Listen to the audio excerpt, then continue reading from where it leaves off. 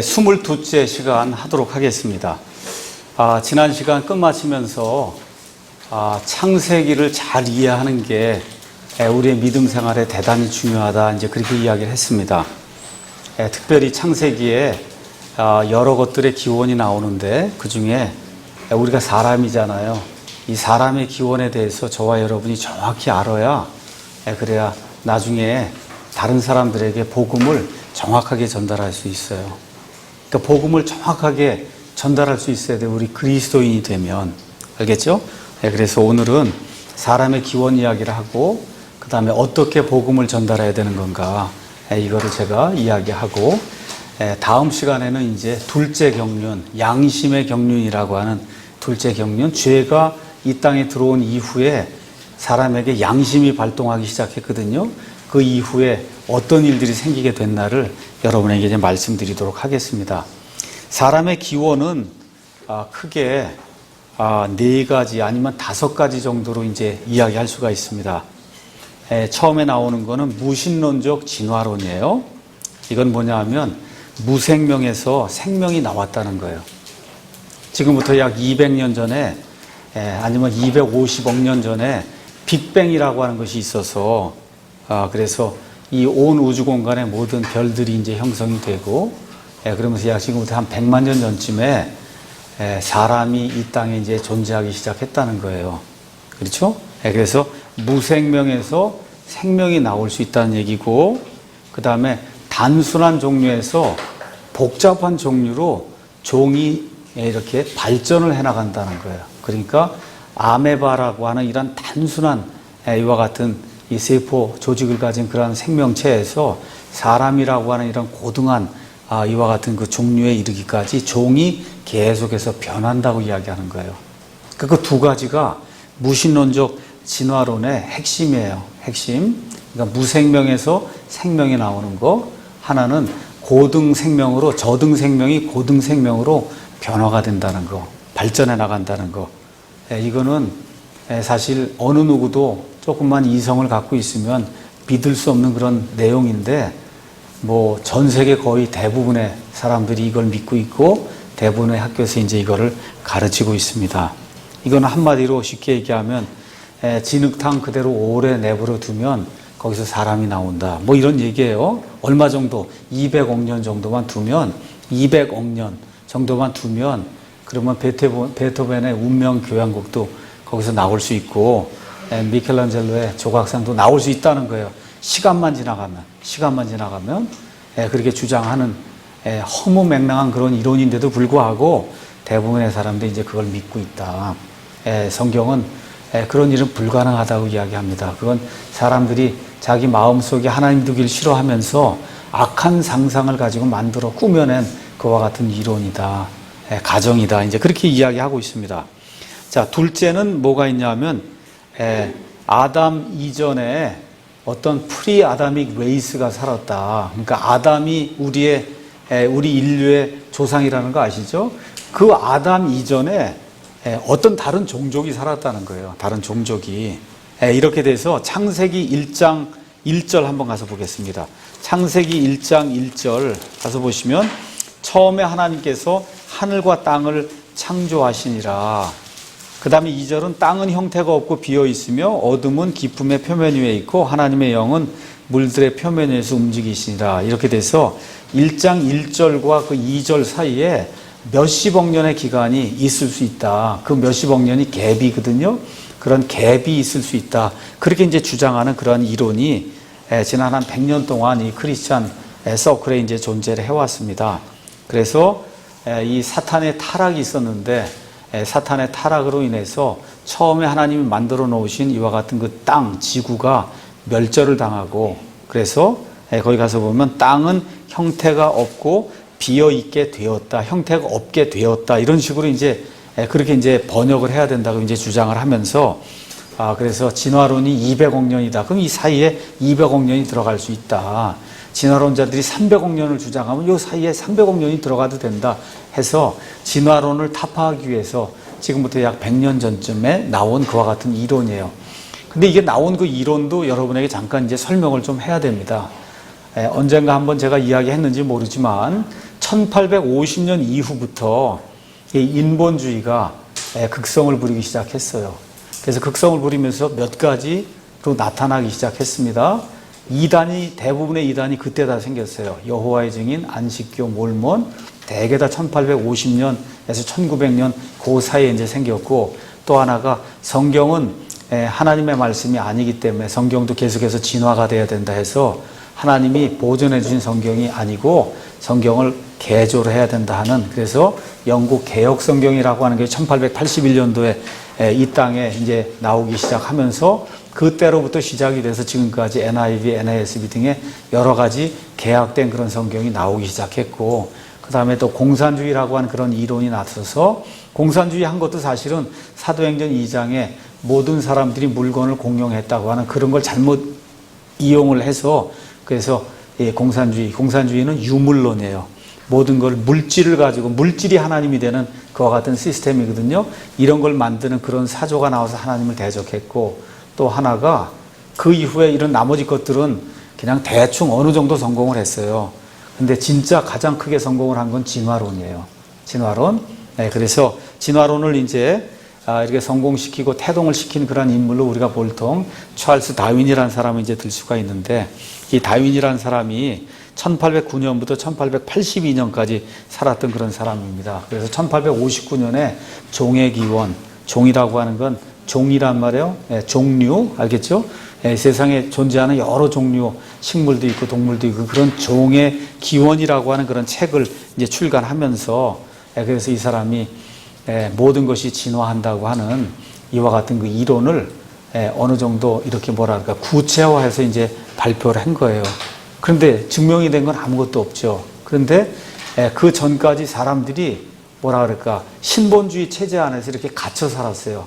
그건 무슨 얘기냐면 하나님이 있는 거, 뭐 교회 가는 거 이런 건 하지 않아도 그 당시 사람들은 이 성경에 있는 그 말씀에 따라, 그래서 미국 사람이나 영국 사람 같으면 예를 들어 하나님이 존재한다든가, 그렇죠? 우리가 나중에 천국과 지옥에 간다든가 이런 거 그 기본 개념은 믿지 않는 사람들도 가지고 있었단 말이에요. 근데 그게 싫다고 생각하는 사람이 굉장히 많았던 거예요.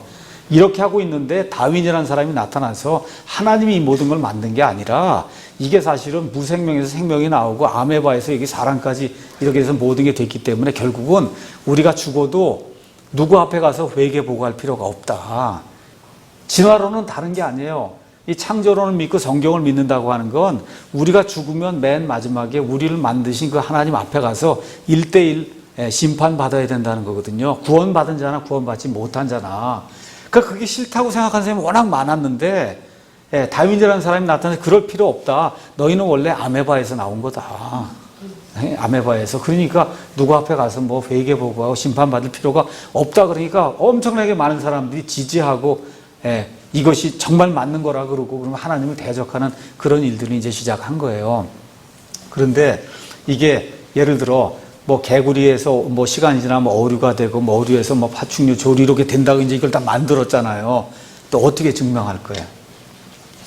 증명할 방법이 없잖아요. 그런데 질풍노도같이 이 다윈의 이 진화론이 온 세계에 파급이 되다 보니까 이 그리스도인들이 굉장히 당황하게 된 거예요. 그렇죠?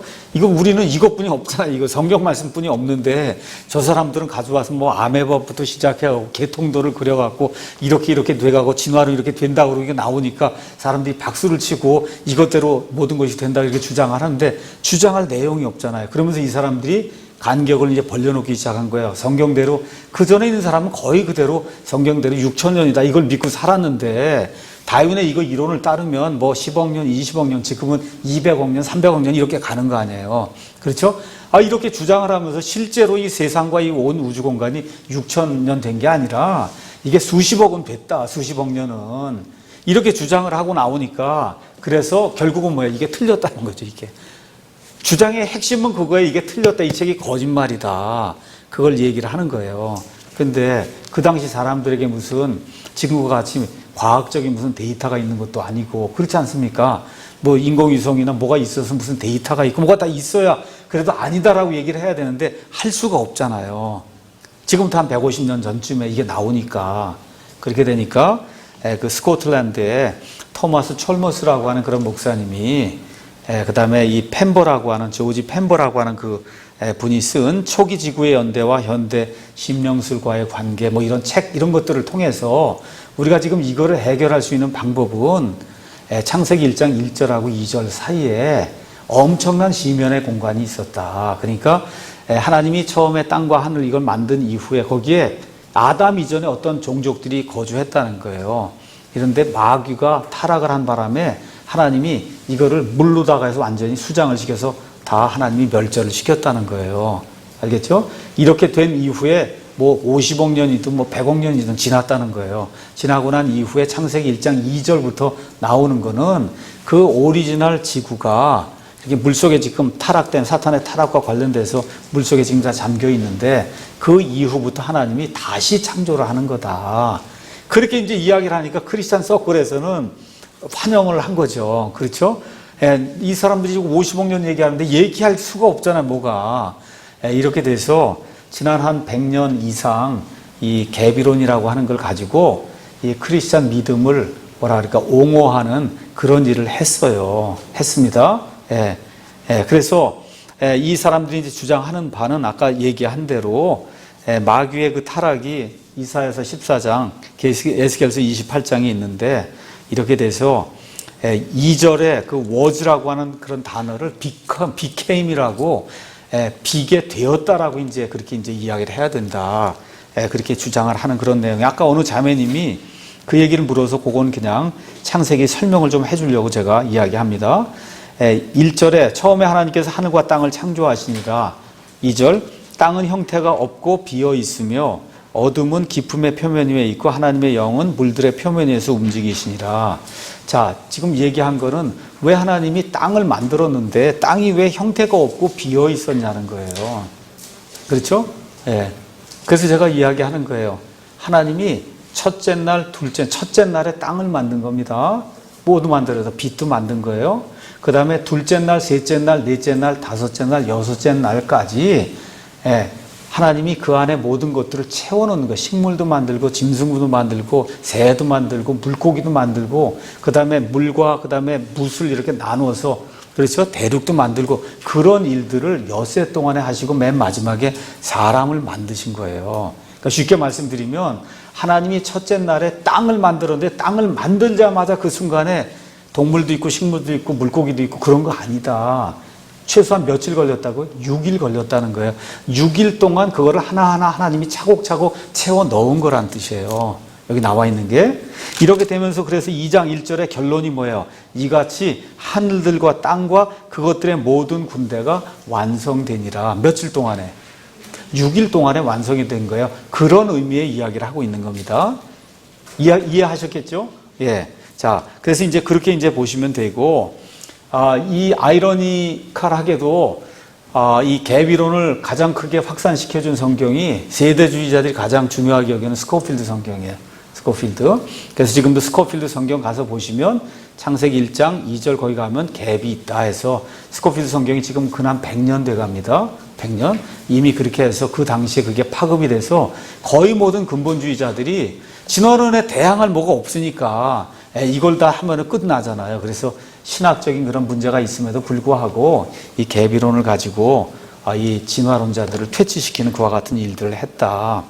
그렇게만 정도만 이제 여러분과 제가 이해하면 되고, 이러는 가운데 1960년 이제 들어서면서부터 유명한 박사님이 한 분 이제 등장하게 돼요. 그분이 헨리 모리스라고 하는 박사예요. 헨리 모리스가 미국 창조과학회를 이제 만들어요. 이분도 엔지니어링 박사를 하신 그런 분입니다. 그래서 이분이 여러 가지 데이터들을 모으기 시작한 거예요. 이 창조, 하나님의 특별 창조와 그 다음에 지구와 온 우주 공간이 생성된 지 얼마 안 됐다. 얼마 정도 됐냐? 6,000년에서 많아봐야 10,000년 됐다. 그래서 이 사람들이 내건 기치가 뭐냐면 Young Earth. 그렇죠? 지구가 Old Earth가 아니라 영하다는 거예요. 그러니까 이 사람들이 얘기하는 거죠. 지구가 뭐 100억 년, 200억 년, 이거 뭐 올드한 거잖아요. 그런 게 아니라, 그게 아니라 영하다. 영하다고 할 땐 6천에서 10,000년 정도. 그래서 이 사람들이 데이터를 다 콜렉트 해갖고, 그래서 이 근본주의 서클 안에서 이거를 다시 파급을 시키다 보니까 지금은 계비론을 믿는 사람은 거의 없다. 올드 제너레이션만 계비론을 어쩔 수 없이 그 상황에서 그렇게 믿었지만 지금은 하나님의 이 말씀 그대로 믿어도 6천년 그 지구 형성된 거, 우주 형성된 거 믿어도 아무 문제가 없다. 그래서 진화론자들이 이야기하는 아메바에도 사람까지 올라가는 그런 계통도 이건 뭐야? 상상 속에서 허구 속에서 자기들이 구성을 해놓은 거거든요. 지금도 아무도 증명을 못해요. 증명을. 그렇지만 이 창조과학을 하는 사람들이 내거는 그와 같은 그 데이터를 가서 보면 우리 눈으로 볼 수 있는 거예요. 그러니까 쉽게 얘기하면 예를 들어 노아의 대홍수가 있었다. 그런 거 우리가 쉽게 얘기하면 어떻게 알 수 있느냐. 지금도 에베레스트 산 저 꼭대기 가면 왜 조개 화석이 나온단 말이에요. 예를 들어 그게 무슨 얘기야. 저기에 한 번은 바다가 찼었다는 거잖아요. 그렇죠. 이런 데이터가 있단 말이에요. 그 다음에 지금 미국의 유타주 이런 데 가면 거기 제일 큰 도시가 솔트 레이크 시티예요. 그게 뭐예요? 소금 바다 도시라고 이름이. 왜 소금 바다냐? 거기 있는 호수가 엄청나게 큰데 그 호수가 소금이에요. 소금 바닷물이라고. 그래서 내가 직접 가서 맛을 봤어요. 그래서 짜더라고요. 바닷물이에요. 왜 그래요? 한때 거기 바다가 있었기 때문에 그 내륙에 거기 지금 바다가 있는 거거든요. 저 바이칼 호수라든지 이런 게 다 염해란 말이에요. 알겠죠? 그런 일들이 성경의 것들을 확실하게 지지를 해준단 말이죠. 그런 거 외에도 뭐 자료들이 한두 개가 아니라 엄청나게 많기 때문에 지금은 창조과학자들이 내거는 그러한 그 데이터를 반박을 못해요. 이 사람들이. 그렇게 되니까 이제는 어떤 걸 얘기하냐면 퀀텀 리프를 했다 그렇게 얘기를 해요. 그러니까 뭐냐면 옛날에는 아메바에서 이렇게 사람이 되는 동안 오랫동안 이거 밟아가면서 했는데 그 자료가 하나도 안 나오니까 퀀텀 립이라는 뭐야? 갑자기 뛰어서 사람이 됐다는 거예요. 갑자기. 중간 단계 거치지 않고. 이것도 뭐야? 머릿속에서 상상해서 꾸며내는 건 안 되니까. 이런 일들을 해서 지금은 우리가 과학적인 그런 우리 성경을 믿는 그런 과학자들이 만들어 놓은 그와 같은 자료를 보면 하나님의 창조가 얼마나 쉽게 또 명료하게 이렇게 이루어졌는가를 볼 수가 있어요. 그래서 우리 성경 신자들 가운데 여러분이 한국창조과학회 이런 데 가서 보시거나 아니면 미국의 캐넴이 운영하는 이와 같은 그 사이트를 이제 가서 보시면은 그러면 많은 자료들이 그 안에 이제 올라와 있습니다. 그래서 더 이상 이런 거 이제 안 해도 된다. 로마서 5장 신학적으로 가장 큰 문제가 있어요. 로마서 5장 12절 이런 데 가서 보시면 한 사람에 의해 죄가 이 땅에 들어왔다 그러죠. 맞습니까? 그래서 뭐가 임했어요? 사망이 임했잖아요. 그러면 그 한 사람이 누구예요? 아담이잖아요. 근데 이게 계비론이 되면 아담 이전에 이미 사람들이 죽어서 묻히고 그래서 아담이 여기 이 땅에 할 때는 죽어 있는 그 사람들 그 무덤 위를 걸어 다녀야 되잖아요. 이러한 신학적인 문제가 생긴다. 성경 가서 누가 읽어도 로마서를 읽으면 한 사람에 의해 죄가 들어오고 죄가 들어와서 사망이 모든 사람이 임했다. 이거 나오면 이거는 당연히 아담 이야기하는 거고 오리지널 크리에이션을 얘기하는 거지 재창조 이야기하지 않는다. 이걸 알매도 불구하고 과거에는 어쩔 수 없는 그런 상황 속에서 이와 같은 재창조를 했다. 자, 그런데도 어떤 분이 근데 어떤 사람이 자꾸 재창조를 믿는데 그거 어떻게 합니까? 그렇게 믿어도 구원받는 거하고는 사실 그렇게 큰 문제가 없거든요. 그러니까 이거는 교제를 끊고 할 그런 문제는 아니다. 다만 그렇게 믿지 않고 성경 그대로 믿어도 그렇게 큰 문제가 없기 때문에 이거 가지고 그렇게 크게 논쟁을 하지 마라. 제가 오늘 이 이야기를 한 거는 진화론이 나온 그 배경을 내가 설명하기 위해서 그래서 이제 이 얘기를 한 겁니다. 그 다음에 이제 뭐가 있냐면 유신론적 진화론인 게 있어요. 그건 뭐냐면 하나님이 진화를 사용해서 우주와 세상을 만들었다는 거예요. 그러니까 하나님이 원래 아담과 이브를 만든 게 아니라 뭐 원숭이나 아니면 네안데르탈인이나 이런 거 비슷한 걸 만들어 놨는데 이게 시간이 지나면서 사람이 됐다는 거예요. 알겠죠? 하나님이 하긴 했다. 그건 인정을 하는 거야. 근데 진화를 통해서 지금 여기까지 오게 됐다. 이런 걸 주장하는 거예요. 그러니까 이런 사람들이 주장하는 그 이론을 따르면 창세기에 나오는 그 6일 중에 그 하루는 10억 년도 되고 20억 년도 될 수 있다고 주장을 하는 거예요. 이 사람들이 주장하는 게 이런 건 성경이 지지하지 않습니다. 또 하나 여긴 제가 적지 않았지만 사람은 저 외부에 있는 외계인들이 이 땅에다 만들어 놓은 거다. 알겠죠? 그래서 요새 외계인 영화가 그렇게 많이 나오잖아요. 우리가 너희를 구하러 왔다. 그러고 그렇잖아요. 그런 이론이 또 있는 거예요. 그게. 자, 그래서 이 모든 거를 그냥 뭉뚱그려서 간단하게 얘기하면 이 세상에 사람이 존재하는 이유는 세 가지예요. 외계인이 만들었든가, 알겠죠? 아니면 원숭이에서 나왔든가, 아니면 하나님이 창조했든가. 셋 중 하나뿐이 없는 거예요. 셋 중 하나. 근데 외계인이 만들었으면 그 외계인도 누군가가 만들어야 되는 거기 때문에 그런 일은 없다. 그럼 두 가지만 남는 거예요. 사람이 이 무생명에서 생명이 돼서 아메바에서 여기 사람까지 진화하든지, 아니면 하나님이 직접 하나님의 형상대로 사람을 만들든지, 두 가지뿐이 초이스가 없다. 자, 그래서 우리 성경이 얘기하는 건 특별 창조를 이제 이야기하는 겁니다. 특별 창조. 그것은 하나님께서 지금 있는 그대로의 24시간의 하루, 그거를 6일 동안 사용하셔서 모든 것을 무에서 유로 만드셨다. 그래서 아까 창세기 1장 2절부터 마지막 절까지는 하나님이 첫날 땅을 만드시고 땅이 아직 비어 있어요. 비어 있어요. 거기다가 엿새 동안에 모든 걸 채워 넣는 그와 같은 과정을 보여주고 있는 거다. 그렇게 이제 이해하면 됩니다. 거기서 나오는 하루 이틀 할 때 그 데이가 히브리 말로는 요음이에요. 그 요음은 성경 가서 살펴보면 알겠지만 거의 100% 다 하루를 이야기해. 지금 24시간의 하루. 그걸 이제 이야기하지. 무진장 긴 영원한 시간 얘기할 때는 올람이라는 그런 단어를 사용했거든요. 그런 단어가 사용이 되지 않았다. 창세기 1장에 나오는 단어는 요음이에요. 요음은 지금 있는 그대로 24시간의 그 하루다. 만일에 여러분이 창세기 하루가 10억 년도 되고 그런다 그러면 큰일 나는 게, 무두셀라가 969년을 살았는데 하루가 뭐 1000년이라든지 10,000년 이렇게 되면 큰일 나는 거 알죠? 그런 일이 있을 수 없다. 그렇죠? 그래서 성경 가서 보시면 모세가 창세기도 기록하고 그 다음에 출애굽기도 기록하고, 그래서 모세가 창세기 기록한 그 장본인이 출애굽기 20장 8절에서 9절 안식일 설명하면서 가서 보면 모세가 살던 그 시대에 모세 사람들이 알고 있던 24시간의 그 하루를 가지고 하나님이 7일 동안 우리에게 주셨고, 그 7일 중에 엿새를 일하게 하고 이 안식일 날은 쉬게 하셨다. 그래서 이스라엘 사람들이 지금부터 3,500년 전에 느끼던 24시간의 그 하루가 창세기 1장에 있는 그 하루하고 똑같다. 모세가 이제 그렇게 증언해 주고 있습니다. 그 다음에 시편 33편에 가서 보시면 다윗이 역시 똑같이 증언하고 있고, 그 다음에 여러분이 느헤미야 9장 가서 보시면 느헤미야가 이스라엘 백성이 지금까지 하나님 앞에서 죄를 지은 그와 같은 내용을 쭉 기술하는 그와 같은 부분이 느헤미야 9장에 나와 있어요. 그 9장의 그 이스라엘의 역사 시작하기 바로 전에 하나님이 온 우주 공간을 엿새 동안 이렇게 만드셨다는 그런 내용을 또 거기 가서 이야기를 하고 있습니다. 그 다음에 여러분이 누가의 증언을 가서 보시면, 누가복음 3장에 가서 보시면 예수님의 계보가 나와요. 마태복음 1장에는 예수님의 계보가 나오는데 누구를 통한 거냐면 요셉을 통해서 어디까지 올라가냐면 아브라함까지 이렇게 올라가는 이 예수님의 계보가 나와요.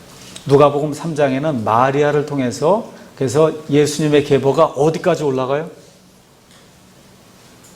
아브라함까지가 아니고 어디?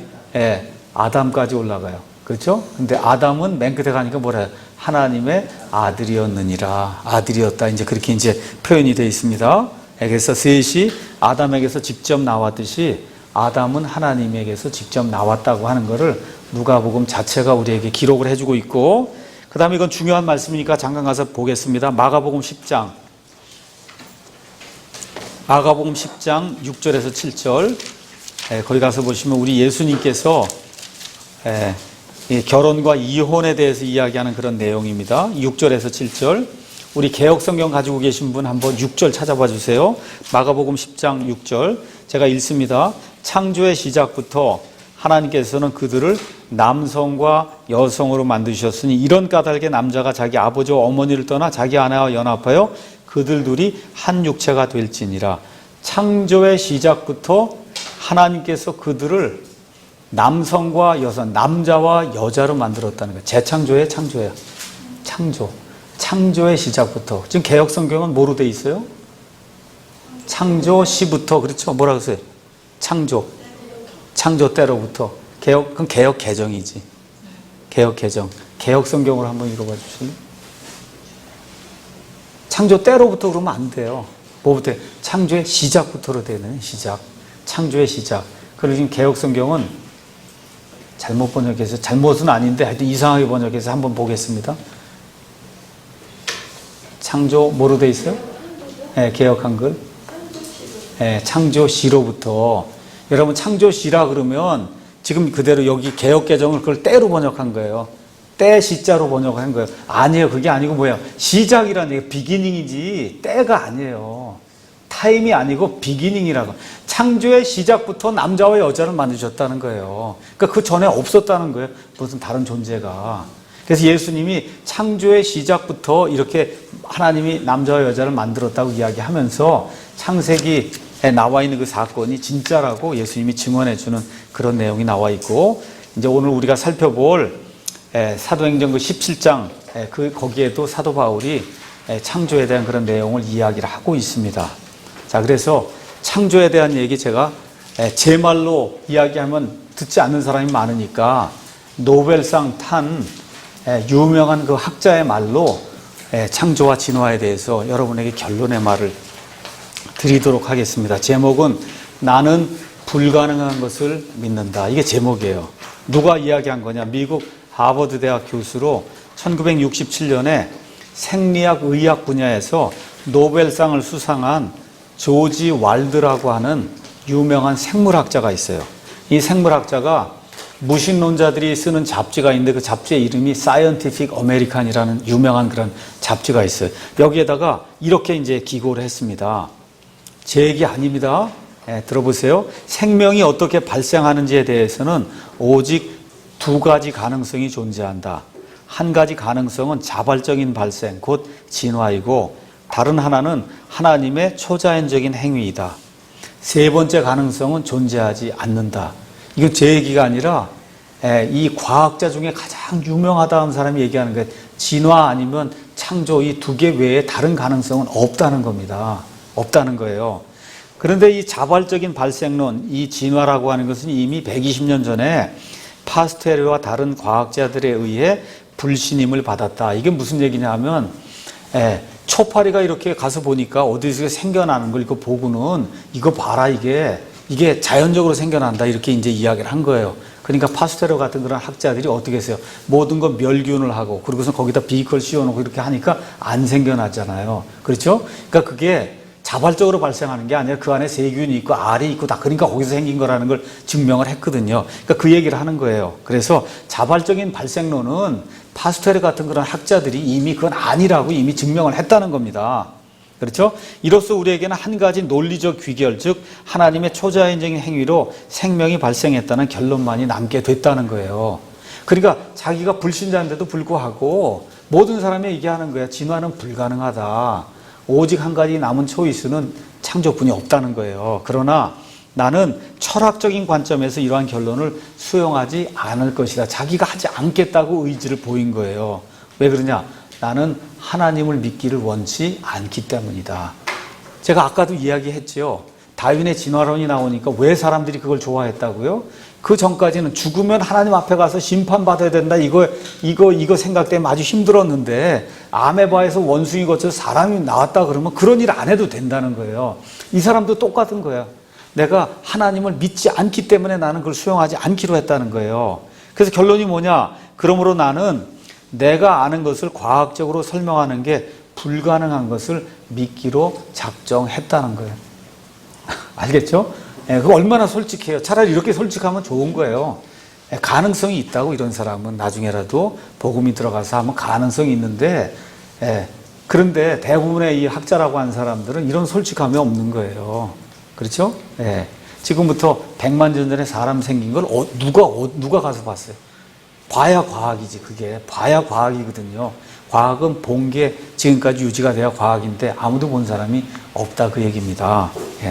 자, 그래서 결론적으로 진화론이라고 하는 것은, 그것은 하나님을 자기 마음속에 두기 싫어하는 사람들이 자기 마음대로 꾸며낸 그런 상상의 이야기다. 자, 그런데 우리가 살고 있는 지금 이 세상은 뭐로 가득 차 있냐 하면, 초등학교 들어가기 전에 아예 텔레비전 동물의 왕국이고 보면 여기 치타가 있는데 치타는 뭐에서 진화가 돼갖고 몇십억 년, 다 그런 얘기잖아요, 처음부터. 그러니까 태어나면서 죽을 때까지 텔레비전이 무슨 뭐 학교 교육을 받으러 이렇게 가면 처음부터 끝까지 원숭이에서 사람이 나왔다. 이걸 지금 가르치는 이런 세상 속에서 지금 우리가 살고 있다. 그렇죠? 근데 우리가 아까 이야기했듯이 우리가 구원받고 그럼 우리 가족들도 구원을 시키고 노력을 해야 될 거 아니에요. 그 다음에 믿지 않는 그런 사람들도 구원받도록 우리가 최소한 노력을 하고 뭘 해야 될 거 아닙니까? 그렇잖아요. 우리가 구원받은 사람이라고 하면 그러면 이 세상에 지금 딱 밖으로 나가면 믿지 않는 사람이 깔려 있단 말이에요. 그러면 그 사람들의 마음 속에 어떤 것이 들어가 있는가를 저와 여러분이 이렇게 파악을 하지 않고 가서 예수 믿으세요. 뭐 예수 천국 불신 지옥 이것만 얘기하면 이 사람들이 그 깨지기가 굉장히 어렵다는 거예요. 그 얘기를 내가 이제 해주려고 하는 겁니다.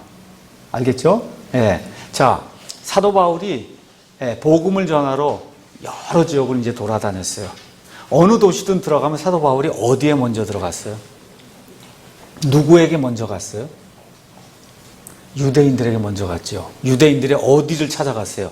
유대인들이 모이는데 회당을 찾아갔어요. 그렇죠? 회당을 찾아가서 예수님이 그리스도시다. 너희가 잡아 죽인 저 예수님이 구약 성경에 기록이 된 그 메시아 바로 그 그리스도다. 바울은 유대인들을 만나면 그 얘기만 한 거예요.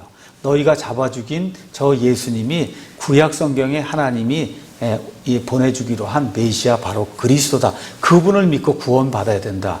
그 얘기만 한 거예요. 알겠죠? 그런데 그거는 이제 그 일부 유대인들에게만 한 거고 바울의 주 미션 대상은 누구예요? 바울은 이방인들의 사도니까 이방인들에게 가서 복음을 선포해야 되잖아요. 근데 이방인들 지금 아테네, 고린도 그렇죠? 이건 뭐 이교도들의 도시, 로마시나 그리스시나 그런 신화들, 뭐 신전들, 이방신들 뭐 이런 거 지금 이게 막 유행하는 그런 도시예요. 그런 도시에 가서 너희가 잡아 죽인 저 예수님이 구약 성경이 얘기한 메시아다. 이거 얘기하면 알아듣겠어요, 여러분? 전혀 못 알아듣잖아요. 그렇죠? 못 알아듣는 거예요, 그 얘기는. 왜냐하면 이 사람들은 개념이 신이 아들도 낳고 딸도 낳고 신끼리 결혼도 하고 간음도 하고 이런 문화란 말이에요, 이 사람들의 문화는. 그렇잖아요. 그러니까 창조주라고 하는 그런 개념이 없는 거예요, 이런 사람들에게는. 그러니까 이런 사람들에게 들어가서 이야기할 때는 뭐부터 이야기를 해야 되느냐. 사도행전 17장 가서 잠깐 보겠습니다. 사도행전 17장. 사도행전 17장 가서 보면 바울이 아테네를 방문했을 때 그 이야기가 그 안에 이제 기록이 된 거예요. 17장 16절. 이제 바울이 아테네에서 그들을 기다릴 때 그 도시가 온통 우상숭배에 빠진 것을 보며 그의 영이 그의 속에서 격동한 거예요. 아니 도대체 어떻게 사람들이 나무 조각 만들고 이게 하나님이라고 이걸 섬길 수 있는가 하고 그냥 영이 격동을 한 거예요. 그렇죠? 그래서 그가 회당에서는 유대인들과 이렇게 논쟁하고 그 다음에 또 누가 나타났냐 18절에 에피크로스 학파와 스토아 학파 속한 이런 철학자들이 이제 와서 이야기를 하는 거예요. 그렇죠? 그래서 뭘 얘기하냐 예수님과 부활에 대해서 이제 이야기하니까 이 사람들이 도대체 이 사람이 와서 무슨 새로운 신을 이제 전달하는가 보다 이제 그렇게 이제 이야기를 하기 시작한 겁니다. 그러면서 20절에 내가 우리 귀에 생소한 어떤 것들을 가져오니 예수님 얘기하고 부활 얘기하니까 우리 한 번도 들어본 적이 없다. 부활 같은 거. 우린 생명이 빙빙 돌고 윤회 이런 거 지금 이거에 지금 빠져 있는데 그게 아니라 부활한다고 얘기하니 그게 도대체 무슨 얘기냐. 그러므로 이것들이 무엇을 뜻하는지 우리가 알고자 하노라 하니라. 21절 가서 보니까 모든 아테네 사람들과 거기 있던 나그네들은 새로운 어떤 것을 말하고 듣는 것 외에는 자기들의 시간을 달리 쓰지 아니하였더라. 이 사람들의 취미는 누가 새로운 거 가져오면 그거 갖고 가서 붙어갖고 그게 뭔가 하고 알아보는 게 평생 동안 살아가는데 취미요 유일한 오락이었다 그런 얘기예요. 알겠죠? 그때 바울이 마르스의 언덕 한가운데 서서 이르되 너희 아테네 사람들아. 개역 성경은 아덴으로 돼 있어요. 아덴만 이 아덴이 아닙니다. 아테네 얘기하는 거예요. 아테네 사람들아 내가 알고 보니 너희가 모든 것에 지나치게 미신에 사로잡혀 있도다. 어느 정도 미신에 사로잡혀 있냐. 내가 지나다니며 너희가 섬기는 것들을 보다가 알지 못하는 신에게라고 새긴 글이 있는 제단을 발견했다. 이 사람들이 보긴 이렇게 보니까 하여튼 뭔가 우리를 만든 무슨 존재가 있는 것 같은데 누가 만든지 모르겠으니까 혹시라도 내가 그 신을 섬기지 못하고 그렇게 가면 그 신이 노하면 안 된다 이렇게 생각을 하고는 여러 신들의 그 제단을 만들고 거기 가서 우상을 숭배하는데 이름을 모르는 신 하나라도 만들어서 거기다 갖다 해야 혹시라도 내가 미스를 했어요. 그래도 그 신이 나중에 나를 용서하지 않겠냐. 그래서 이름이 unknown God 이렇게 쓴 거예요. unknown God에게 가서 경배를 하는 걸 봤다는 거예요. 내가. 그렇죠? 그러니까 지금 바울이 발견하였느니 그런즉 너희가 알지 못하고 경배하는 그분, 알지 못하니까 unknown God이라고 써놓고 거기다 경배하잖아요. 그분을 내가 너희에게 알려주리라. 알겠죠? 그래서 지금 이교들의 이 세상에서는 다른 거 없어요. 뭘 먼저 알려줘야 되냐 하면 너희가 알지 못하고 섬기는 그 신이 있는데 그 신이 누구신가를 내가 분명히 가르쳐 주겠다.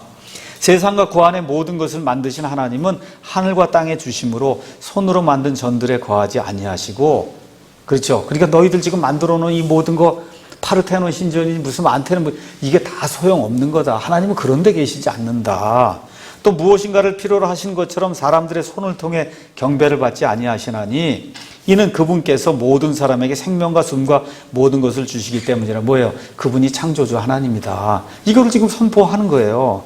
또 그분께서 사람들의 모든 민족들을 한 피에서 만드사, 누구에서? 아담과 이브에게서 나오도록 그렇게 만드사 온 지면 위에 거하게 했다. 그 얘기 이제 쭉 이야기하면서 29절에 그런즉 우리가 하나님의 후손일진데 하나님의 신격을 결코 사람의 기술이나 고안으로 새긴 금이나 은이나 돌 같은 것을 생각할 것이 아니니라. 여신 새겨놓고 뭐 이렇게 해놓고 나무로다 뭐 새겨놓고는 거기다 이렇게 하는 그건 하나님 아니다. 그 얘기하는 거예요. 이해하시겠죠? 예. 그래서 얘기하는 게 결국 30절에 하나님께서 이같이 무지한 때를 눈 감아주셨다. 영어로 윙크했다는 거예요. 윙크하셔. 눈 감아줬다는 거예요. 윙크했지만 이제는 모든 곳에서 모든 사람에게 회개하려고 명령하신다. 이는 그분께서 한 날을 정하사 그날에 자신이 정하신 그 사람 누구예요? 예수님을 통해 세상을 의로 심판하실 것이기 때문이다. 그래서 예수님이 한 날 이 세상을 의로 심판한다. 이거를 확증해 주시기 위해서 그분께서 그 사람을 죽은 자들로부터 살리심으로써 모든 사람들에게 그 일에 대한 확신을 주셨는데, 그러니까 예수님이 왜 부활했냐 하면 하나님이 살아계시고 그 하나님이 그 예수님을 통해서 온 세상을 의로 심판할 날이 있다고 하는 사실을 확증해 주시기 위해서 예수님이 죽은 자들 가운데서 예수님을 하나님이 이렇게 세우셨다는 것, 이렇게 복음을 선포한 거예요. 알겠죠? 그러니까 하나님을 이미 알고 있던 그 유대인들에게 가서 여호와 하나님이 있다 이런 얘기 할 필요 없는 거예요. 그 유대인들에게 뭐만 얘기해 주면 돼요. 그 유대인들에게는 너희가 잡아 죽인 그 예수님이 구약 성경에 기록된 메시아다. 그것만 얘기해 주고 그거 받아들이냐 안 받아들이냐 그것만 결정하라고 얘기하면 되는 거고, 그게 아니라 우리나라 사람이니 중국 사람이니 뭐 일본 사람이니 인도 사람이니 이거 다 뭐예요? 이방 잡신들을 섬기는 그런 사람으로 하나님이 누구시고 이 세상의 모든 것들이 창조됐다는 걸 안 믿는 사람들이잖아요. 그렇죠? 그러니까 이 사람들에게 복음을 선포하기 위해서는 저와 여러분이 무엇을 깨트려야 되냐 하면 창조자가 있다고 하는 그 사실, 사람은 아메바에서 사람으로 이렇게 진화가 됐다, 그 사실이 깨지지 않는 한 예수님을 믿는 게 거의 불가능하다는 거예요. 이해하시겠죠? 그러니까 여러분과 제가 구원의 말씀을 가지고 와서 이렇게 전할 때 예수 믿고 구원받으세요. 그거 틀린 얘기 아니에요. 근데 그 사람의 그 사고 방식 속에는 이미 뭐가 있어요? 예수가 왜 필요해? 그렇죠? 왜 필요해? 지금 아메바에서 내가 여기 사람으로 지금 와 있는데 예수가 왜 필요해? 내가 누구 앞에 가서 심판을 받아? 그럴 리가 있어. 이렇게 지금 생각하는 이 사람에게 그거를 깨트리기 전에는 예수님의 복음을 전할 방법이 없다는 거예요. 그러니까 사도 바울이 이방 사람들이 가서 전할 때는 제일 먼저 창조주가 계신다. 그러니까 제일 쉽게 여러분이 누구에 가서 복음을 전할 때 예수님 믿는 게 뭐냐 그렇게 설명할 때 이렇게 설명하시는 거예요. 개도 주인을 알아보지 않습니까? 그렇죠? 그래서 주인을 알아보는 게 그게 예수님을 믿는 겁니다. 이렇게 설명을 해줘야 되는 거예요. 나를 만든 내 주인이 있다, 나를 만든 분이 있다는 거, 그 주인을 알아보는 게 예수님 믿는 겁니다. 쉽게 설명해 주셔야 돼. 어렵게 설명, 유대 땅에 이렇게 나오면 그거 어렵고, 일단은 제일 쉬운 거는 저 개나 소도 주인을 알아보지 않습니까? 그렇죠? 그래, 그러면 우리에게도 주인이 있다는 거, 그거를 알아봐야 됩니다. 그게 예수님 믿는 겁니다. 그게 예수님 믿는 거. 무슨 얘기인지 아시겠죠? 그 주인이 왜 생긴 거예요? 우리를 만들었기 때문에 주인이 되는 거잖아요. 그 내용을 가서 설명을 잘 해줘야 된다는 거예요. 그러니까 다시 말씀드려 제가 구원의 원리를 여기에 이제 적었어요. 첫째는 필요성을 인식을 해야 구원받을 수 있다. 여러분에게 뭐 100만 원이고 누가 준다 그래도 필요성이 없다고 생각하면, 예를 들어 우리 집에 100억, 200억이 있어서 100만 원 같은 건 필요가 없다. 이런 사람에게는 아무리 가서 100만 원 주니 나랑 같이 어디 좀 가자 그러면 안 갑니다, 이거. 그렇죠? 그러니까 뭐가 있어야 돼요? 필요하다고 느껴야 예수님에 대해 생각을 해볼 거 아니에요. 그렇죠? 그럼 어떻게 필요하다고 느껴야 되느냐? 모든 물건에는 그 물건을 만든 이 창조자가, 메이커가 있지 않냐, 그렇게 설명을 해야 되는 거예요. 여기 안경도 있고 뭐도 있고 이거 다 보십시오. 여기 이거 다 그냥 생겼습니까? 누가 설계해서 만들었습니까? 아, 그럼 다 설계해서 만들었다 그러지 그냥 생겼다는 사람이 어디 있겠어요? 그러면 선생님은 어떻게 하늘에서 뚝 떨어졌을까요? 아니면 누가 설계했을까요? 그럼 그 사람이 생각을 할 거 아니에요. 그렇죠? 이게 좀 생각해 봐야 될 문제구나. 이게 단순한 게 아니구나. 왜냐하면 내가 이제 학교에서 어떨 때 가끔 대학교 이제 학생들이 오면 이제 상담을 해요. 이제 학교 상담이 다 끝나면 맨 끝에 가서 원숭이에서 났냐? 아니면 너는 어떻게 난 것 같은지, 너희 할아버지에서 이렇게 100대 할아버지 가면 원숭이일 것 같냐? 그렇게 이제 물어본다고. 그러면 애가 생각을 하는 거예요. 그 시간에 인생에서 처음 우리 할아버지는 원숭이였을까 아닐까를 그때 진짜 심각하게 한번 생각을 해본다고. 근데 이게 애가 엔지니어니까 이 원숭이였을 리는 없을 것 같습니다. 그렇게 얘기해요. 생각해봐. 엔지니어는 뭐 차 그리고 차 만들고 이런 사람이 우리 할아버지가 원숭이였다 그럴 애가 있겠어요? 학교에서 그렇게 가르치니까 세뇌가 돼서 원숭이에서 나온 걸로 믿지. 그러니까 인생에 한번 챌린지를 줘야 되는 거예요. 나는 그냥 생긴 건가? 아니면 누가 나를 만든 건가? 이 메이커가 있는가 없는가 그거를 봐야 된다는 거죠. 여러분, 그럼 메이커 설명하면서도 뭘 설명해 줘야 돼요? 어떤 사람이 이런 연필을 만들었다면 연필이 컨베이어를 타고 쭉 나온단 말이에요. 그렇죠? 그런데 이거 중에는 설계대로 안 나온 게 있다고. 반드시 있어요. 반드시. 여러분이 야구 시합을 가도 던지면 볼이 있고 그 다음에 스트라이크가 있고 반드시 있다니까. 그거 누가 해요? 심판이 하잖아. 심판이.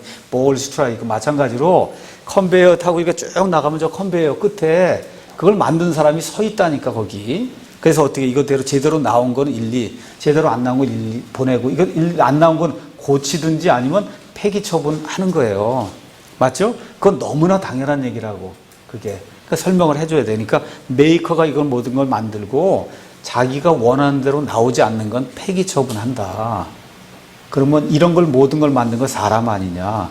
그럼 이런 거는 사람이 만들었는데 이걸 만든 그 사람은 하늘에서 뚝 떨어질 수가 있느냐. 논리적으로 여러분이 설명을 해 주셔야 된다고.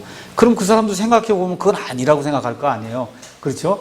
그래도 나는 아메바에서 나왔다. 그러면 이제 떠나야 돼. 그걸 지금은 암만 얘기해도 그 사람에겐 복음이 들어갈 확률이 없는 거예요, 지금은. 그렇죠? 그러면 떠나야 돼요. 나중에 곤고한 일이 닥쳐서 내가 아메바가 아니고 하나님이 나를 만드셨는가, 이게 생각할 때가 와야 그때 복음 얘기를 할 수 있는 거예요. 나는 무조건 아메바에서 나왔다 얘기하면 더 이상 얘기할 필요가 없는 거라고. 자, 이렇게 돼서 사람도 만든 메이커가 있습니다. 이 물건을 심판하듯이 하나님이 만든 목적에 따라 만들어지지 않은 사람은 하나님이 심판합니다. 그거를 폐기 처분하는 걸, 그거를 지옥 불의 심판에 보낸다. 하나님 그렇게 이야기하는 겁니다. 이렇게 이제 설명을 하는 거예요. 자, 그런데 하나님이 이런 구원을 주기 위해서 사람을 만들었는데 하나님과 사람 사이에 방해물이 하나 꼈다는 거예요. 그 방해물이 죄다. 이걸 설명을 이제 해줘야 되는 거예요. 죄는 뭐냐? 관역에서 벗어난 게 죄라고 이야기를 해줘야 되는 거예요. 그러니까 쉽게 말씀드려, 하나님이 창조하려고 하는 그런 목적이 있는데 그 목적에서 벗어난 게 죄다. 도둑질하고 뭐 이런 것도 다 죄지만 가장 큰 죄는 하나님이 당신을 만든 주인으로 창조자라고 하는 그 사실을 잊어버리고 사는 게 그게 가장 큰 죄입니다. 소도 주인 알고 개도 주인 아는데 사람이 자기 주인을 모르는 게 그게 성경이 얘기하는 가장 큰 죄라고 이야기하는 거다. 그 이야기는 이제 우리가 이야기를 해야 되는 거예요. 그렇게 이야기해서 과연 나는 죄인인가 아닌가를 한번 깊이 생각해 보시기 바랍니다. 하고 그분에게 의문을 이렇게 질문을 이제 남겨줘야 돼요. 그 다음에 그러면 이제 죄인이다 아니다 이 사람이 생각할 거 아닙니까? 그럼 그 다음에 이 죄 문제를 해결할 수 있는 방법에 대해서 여러분이 설명을 해 주셔야 돼. 어떻게 설명해 주냐? 간단하게. 펜이 이렇게 두 개 펜이 있는데 이 펜이 보니까 이게 잘못됐어요. 근데 이 펜이 이 펜을 고칠 수 있냐? 어때? 못 고치죠. 그러니까 쉽게 얘기하면 클래스가 같은 것끼리는 보여요. 아우, 저 목사 보니까 저거 잘못하는데, 이게 나도 잘못하는 게 내 아내에게도 보이고 옆에 있는 사람에게 다 보인다고. 근데 그분들이 나를 못 고쳐요. 내 죄 문제를. 나는 볼 수는 있어. 나도 여기 있는 분들의 뭘 보면 보여요. 볼 수는 있지만 우리는 클래스가 다 같은 종류이기 때문에 죄를 볼 수는 있어도 죄는 못 고친다는 거예요. 그렇기 때문에 소크라테스니 부처니 뭐 이런 거 교황이니 마더 테레사니 이런 건 병을 못 고친다. 죄병을. 그렇죠? 그러면 이걸 누가 고칠 수 있어요? 펜을 고칠 수 있는 건 펜을 디자인한 사람만 고칠 수 있듯이 우리의 이 죄병도 누구만 고쳐요? 우리와 클래스가 다른 창조주만이 이걸 고칠 수 있다. 알겠죠? 그거를 알려줘야 되는 거예요. 우리 힘으로 못 고친다는 거. 또 다른 사람의 힘으로 못 고친다는 거. 그러니까 다른 종교에 있는 모든 건 나 사람이다. 공자다, 부처다. 이건 나 사람이라는 거예요. 이 사람은 그 사람 자신이 죄덩어리다. 그 사람 자신이. 그러니까 자기 죄도 못 고치는데 어떻게 남의 죄를 고치냐. 못 고치는 거다. 그거를 이제 설명을 해 주셔야 돼요. 그렇죠? 그래서 우리를 설계한 하나님만 우리를 고칠 수 있다는 거. 그 다음에 마지막으로, 그러면 그거를 어떻게 확신할 수 있느냐. 어떻게 확신할 수 있다는 거예요. 누가 와서 무슨 얘기를 하면 당신은 어떻게 그 말을 믿습니까? 그 사람이 얼마나 신실한 사람이냐를 판단해 보고 그 말이 맞다 그르다를 판단하지 않느냐. 마찬가지로 내가 지금 당신에게 말씀드린 그 말은 천지를 창조하신 하나님의 말씀이 이야기하는 거다. 모든 사람이 죄를 지어 하나님의 영광에 이르지 못했다. 그리스도 예수님 안에 있는 구속을 통해서 오직 예수님만을 통해서 구원받을 수 있다고 성경이 이야기하고 그 예수님이 바로 참 하나님이신데 사람을 구원하시기 위해서 이 땅에 오셔서 그래서 피를 흘리시고 대신 속죄 희생물이 되셔서 우리의 죄를 완전히 제거하신 그런 분이시다. 이거를 지금 성경이 이야기하기 때문에 그래서 성경대로 제가 여러분에게 말씀을 드리는 겁니다. 그래서 요한복음 3장 16절에 있는 것처럼 하나님께서 세상을 이처럼 사랑하사 자신의 독생자를 주셨으니 이것은 누구든지 그를 믿는 자는 멸망하지 아니하고 영원한 생명을 얻게 하려 하십니다. 누구든지 그분을 믿는 자는 하니까 여러분이 의지를 가지고 이 예수님을 영접해야 됩니다. 그 얘기를 이제 해준 다음에 마지막으로 초청의 말씀을 여러분이 간단하게 해줘야 돼요. 한번 그런 얘기 하는 거예요. 기차역에 어떤 사람이 딱 달려가더라는 거예요. 왜 달려가냐? 이 기차를 놓치면 내가 4시간을 기다려야 됩니다. 그래서 4시간 기다리지 않으려고 그렇게 애를 써서 지금 달려가는데 여러분은 어떠시냐? 그렇잖아요. 앞으로 영원이라고 하는 그런 시간이 있다 그러면 그거를 놓치면 안 된다. 이렇게 해서 사람을 설득한 건 지금 내가 구체적으로 뭐 그거 하는 건 여러분이 이제 해야 될 내용이고 에센스만 제가 여러분에게 이제 말씀을 드린 거예요. 메이커가 있다는 거, 창조자가 있다는 거, 그러면 심판이 반드시 있다는 거. 그렇죠? 그 심판자가 원하는 대로 살지 못한 게 죄다. 그게 뭐냐? 창조자 하나님을 알아보지 못한다는 거예요. 그거를 해결할 수 있는 건 우리 사람끼리는 불가능하다. 하나님이 유일하게 만들어 놓으신 해결책, 그것만을 우리 창조자가 만들어 놓은 걸 우리 창조물이 받아들여야 된다. 이렇게 이제 설명을 다 이야기한 이후에 당신의 죄를 인정하고 고백해라. 그렇죠? 그래서 한번 집에 가셔서 깊이 생각을 해보라고 여러분이 이야기해. 그 자리에서 영접기도 하자 그러고 외우면 안 돼요. 알겠죠? 그 사람에게도 기회를 줘야 된다고. 깊이 한번 당신이 어떤 존재인가 깊이 생각을 해보시고, 그리고 정말 내가 이대로 죽으면 지옥 불속에 가는 게 확실하게 느껴지고 예수님만 믿어야 되겠다는 그런 확신이 들거든. 저를 찾든지 아니면 요한복음 어디 말씀을 읽으라고 여러분이 그렇게 일러주셔야 되는 거예요. 알겠죠? 그러니까 오늘 이제 무죄경륜 이거 마치면서 내가 창조 이야기를 달리 이야기한 게 아니라 이 창조가 우리 크리스찬 믿음의 기본이 되는 거예요. 그러니까 예수님을 믿으면 창조도 있는 그대로 믿는 사람이 돼야 돼. 예수님은 믿고 예수님의 부활은 믿는데 난 창조는 못 믿겠다. 그럼 예수님 믿는 거 아니에요. 엄격한 의미에서. 이해하시겠죠? 그래서 창조라고 하는 것이 가장 중요한 것과 같은 우리 그리스도인의 믿음이고, 그래서 창세기가 가장 중요한 책 중에 하나니까 앞으로 성경을 읽으실 때 창세기를 좀 많이 읽으시라고 그렇게 여러분에게 부탁의 말씀을 드리고 싶습니다. 여기까지 하고 마치겠습니다.